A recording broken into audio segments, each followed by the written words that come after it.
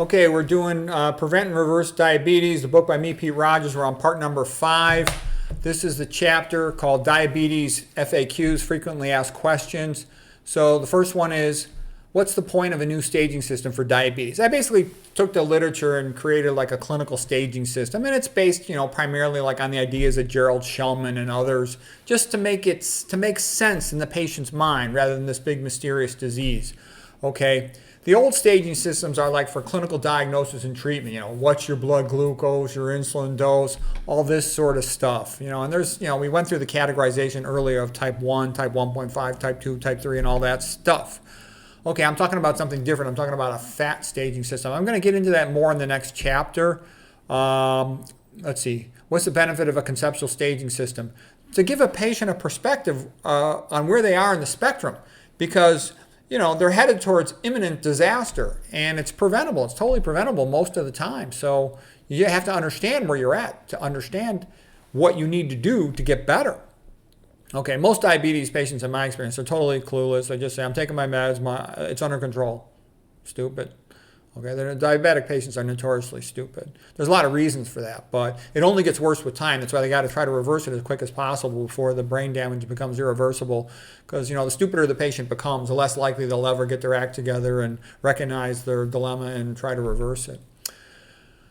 Most of the diabetes treatment from conventional medical doctors just cookbook approach with drugs, okay? And the dietitians don't know anything practically about nutrition. They tell them the absolute wrong advice. Eat the Mediterranean high-fat diet. Totally stupid.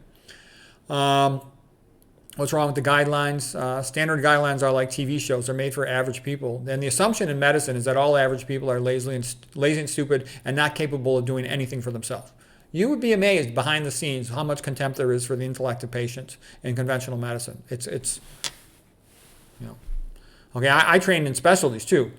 The specialties, they have contempt for the internal medicine doctors, and then internal medicine has contempt for the intellect of the patient. Don't get me wrong, there's some patients that are smart and they figure it out and they reverse it, but the average patient is completely clueless and just does whatever they're told if they do anything, okay? And a lot of patients, they get annoyed if you give them dietary advice. They don't understand that there's any science or rationale behind it. Okay, we've been through this before. They all say, I'd rather die than stop eating meat. The average patient I've seen would rather go blind and have their feet chopped off than change their diet. Okay, most diabetics are about as curious and energetic and inquisitive as a cow. Okay, they roll their eyes when you talk nutrition to them. They act like you're being weird. Like just yesterday, I was talking to a 350-pound diabetic patient who's at really high risk to get his toes and then his legs amputated. And he gets annoyed with me because I tell him, eggs and chicken are not a good food. Like I'm stupid. He's this big fat slob, with his feet about to get chopped off, and he doesn't want to hear advice. I'm telling you, that's a common situation.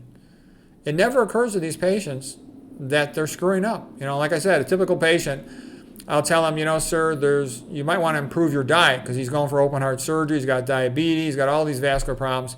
And he's like, oh, no, doc, it's just genetic. In my family, everybody's got, heart disease. My sister had open heart surgery. My brother had heart surgery. And I'm like, it's because you all eat the same thing. It's totally stupid. And to me, it's like obvious. If you're a big fatso and you weigh 300 pounds and your feet are turning blue from diabetes and they're going into gangrene, it's obvious you're doing something wrong. It's not just bad luck. It means you're screwing up. Okay? Conventional medicine has no magic pill for diabetes, but God does. It's a low-fat vegan diet with no oil. It's what we're made to eat. That's why it works.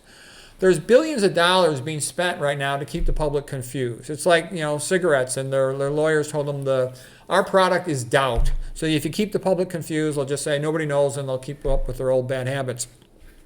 It's pretty obvious. You don't get type 2 diabetes in low-fat vegan communities. Also, if you avoid dairy, after human milk when you're pregnant, if you avoid cow's milk, you're unlikely to ever get type 1 either. Okay, so God has the answer. God's way is better than man's way, okay? Everybody, conventional medicine says, you shouldn't mention God, you shouldn't mention Christianity. Bullshit, okay? If you want to get people better, you should talk about what the truth is, all right? And there it is, okay? If people don't want to talk about God, go somewhere else. Go to some other channel. Go have fun, take your pills. Have fun getting your surgery. Okay, this book's for motivated, smart people who want to get better.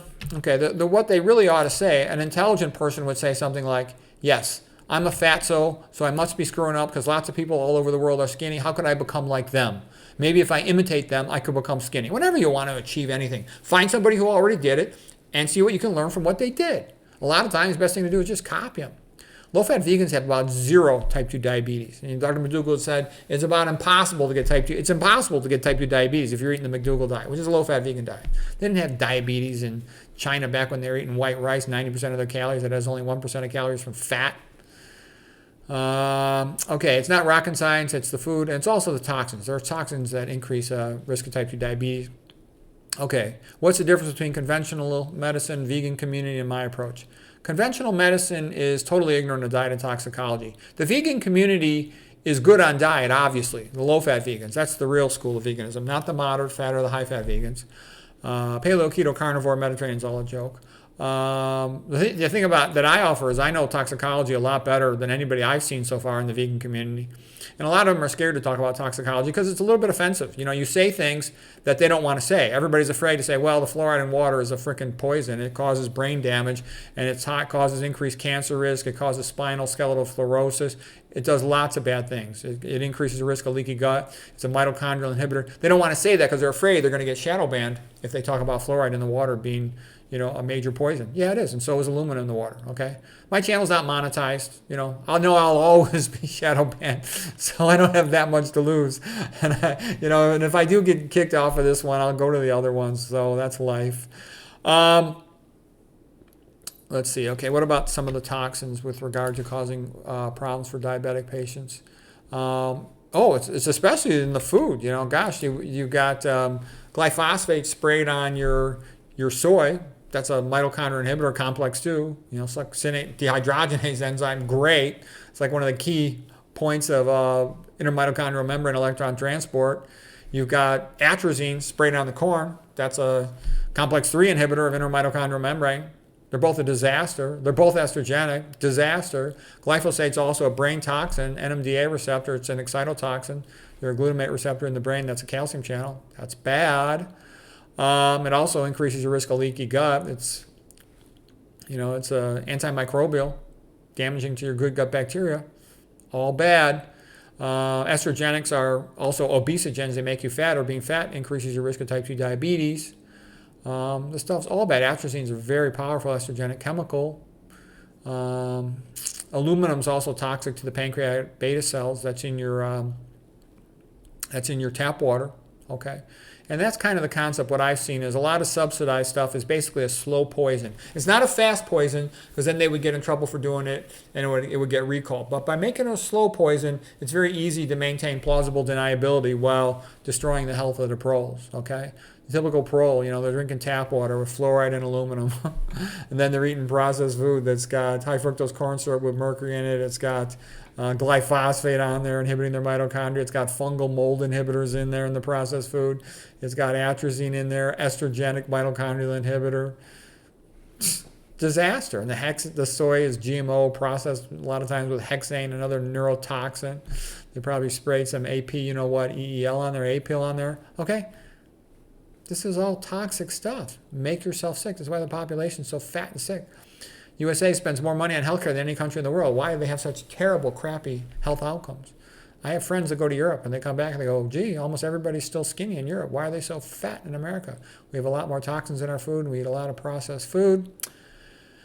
Okay, let's see. High estrogen levels activate the PPAR gamma switch. Yeah, we're exposed to tons of estrogenic chemicals in personal care products and in food.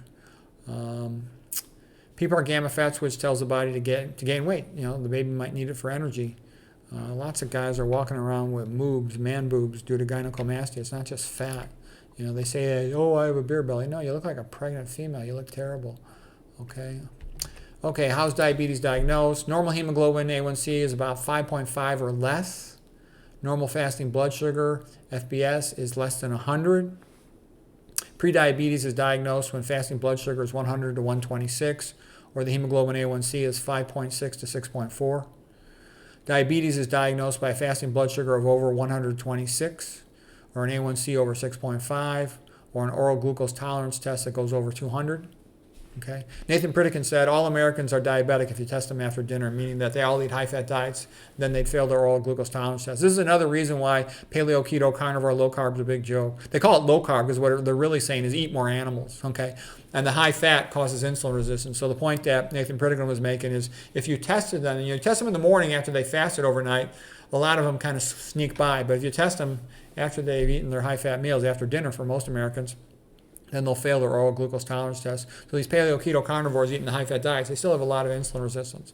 Okay, and there's some talk going around on the internet now, oh, well, paleo, keto, carnivore, low carb is good for the brain. There's a Harvard psychiatrist, Chris Palmer, another lady, something like that, Georgia Ede. You're going to slow the brain down. That's why you can treat refractory epilepsy or something. But in a short run, you might get a transient brief benefit from that, but you're not going to get a benefit long term from plugging up the arteries of the brain. It's going to cause insulin resistance. It's going to predispose you to hypertension. Both of those things lead to atherosclerosis. You plug up the arteries of the brain, not good. Plus, there's lots of chemicals in the meat. And if they're eating processed food, that's real bad, etc. Okay, I gave a previous lecture on that. A1C over 7 indicates, poorly controlled or uncontrolled diabetes, we'll call it. What are the glucose transporters? They're abbreviated GLUT, for glucose transporter, and then the number.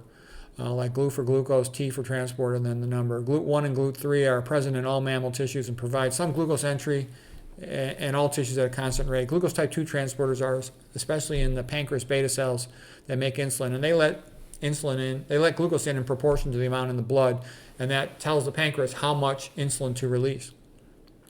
Glucose type 4 is the most important glucose transporter to be aware of for diabetes, and the key site is in the fat cells and the skeletal muscle postprandial. They should be taking up glucose into the skeletal muscle, fat into the fat cells.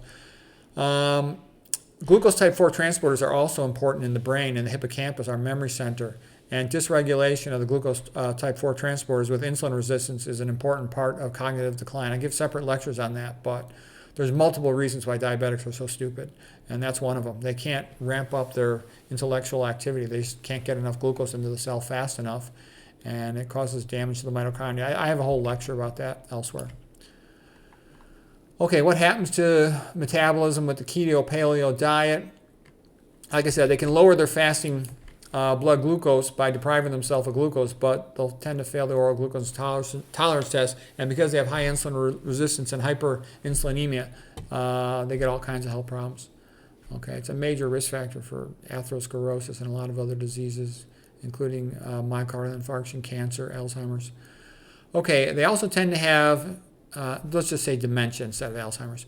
They also tend to have high blood cholesterol levels, increased risk of heart attack and stroke, constipation, abdominal pressure syndrome, leaky gut. Leaky gut's a bad thing. It makes your blood prothrombotic besides all the autoimmune diseases. Okay, how come more doctors don't know about diabetes? It's because all the conventional medical textbooks, they're just made for selling drugs. They're fake. Conventional medical school is fake. I'm telling you that with 100% certainty. I will debate anybody. Go get if you know somebody from any of the Ivy League schools, I will debate them on that. I will kick the crap out of them. It's obvious if you know medicine, okay? They don't know nutrition, epidemiology, toxicology. That's why they're kind of a joke. They're like something out of the 1700s that only knows therapeutic phlebotomy. It's the truth. You can't cure a dietary disease with a pill, okay? How come doctors don't know more about diabetes? Again, because they only learn the guidelines. I told you I went and met with the best experts told to me by the internal medicines in the whole area. I live in a giant city, okay?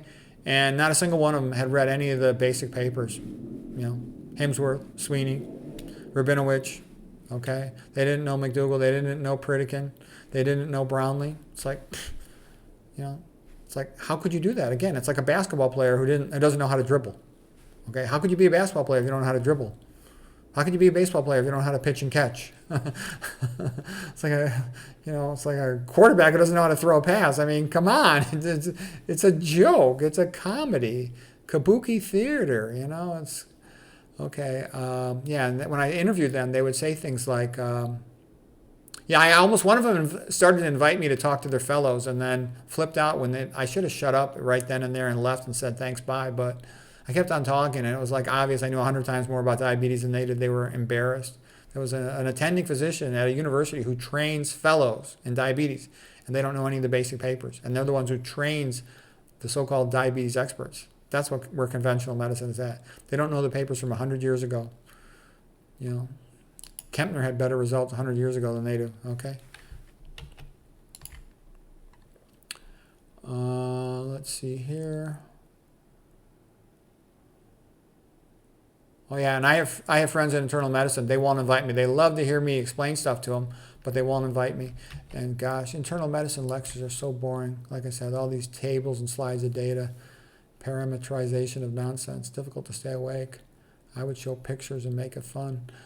Okay, anyways, here's Rudolf Carnap, a quote about what is it like to innovate in a closed-minded field. He says, if one is interested in the relations between fields, which according to customary academic divisions belong to different departments, then he will not be welcomed as a builder of bridges, as might have been expected, but will rather be regarded by both sides as an outsider and a troublesome intruder. That's how it is in medicine. You know, the average person thinks, oh, these big medical hospitals like the modern cathedrals of glass are designed to help them. No, nobody cares about the stupid proles, okay? They have contempt for them, okay? They're places to make money, okay? And you make money by selling drugs and by, surgery, okay? You don't make money with this vegan diet BS.